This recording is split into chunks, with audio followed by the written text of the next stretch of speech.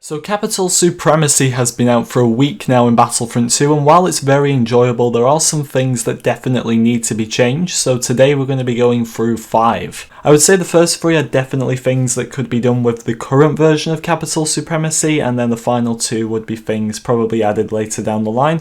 Let's get into the first one, and we're going to be talking about the AI players. Currently it's 20 versus 20 real life players, and then obviously 12 AI in each team, so making it 32 versus 32. I think the AI work well, but do we need them is the question.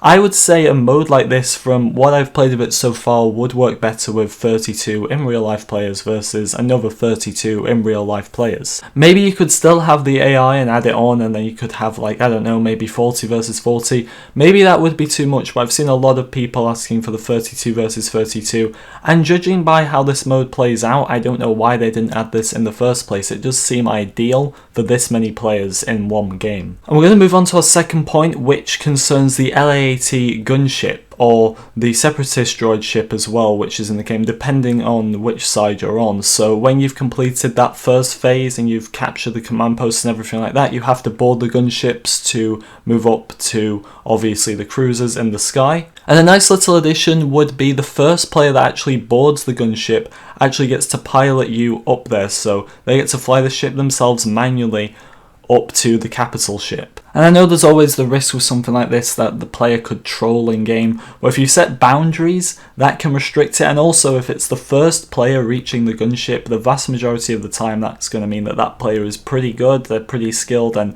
probably aren't going to want to mess around. But if they are going to want to mess around, then have in-map boundaries so they can't go too far off limits, and in other words, they are kind of forced to reach that destination, or maybe the second player who reached the gunship first could take over. Once again, I've seen this one brought up a lot. And at the number 3 spot, we have don't reset the hero after each round. It seems pretty pointless that the streak gets ruined, considering you're still going to have enough battle points to immediately get that hero again. And if, for example, you've played as Anakin throughout the first phase, and then the next phase starts, your cursor is automatically going to be over Anakin anyway, so you're going to have the best chance of getting him just by spamming the controller.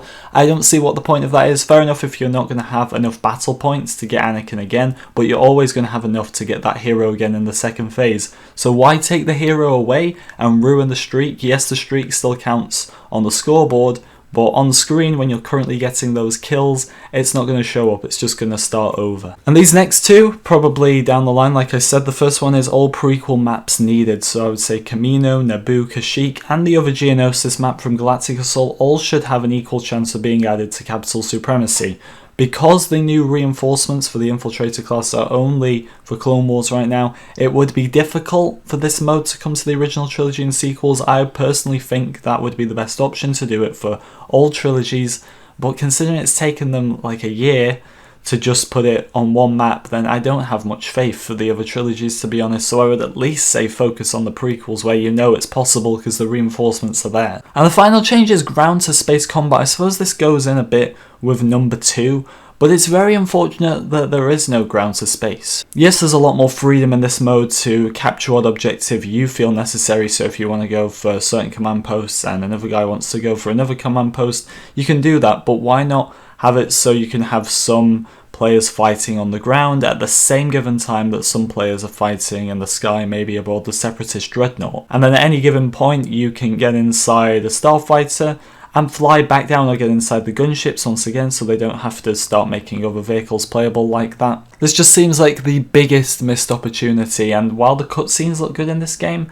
they get boring after the first few times, and I am fed up of seeing cutscenes. I would rather do it myself as the player, and I know from what I've heard from you guys, a lot of you would be inclined to agree with that. But let me know your opinions, guys, on this list. Do you agree with all of the picks here today or not? Let me know in the comments section. Thank you very much for watching, and I'll see you all next time.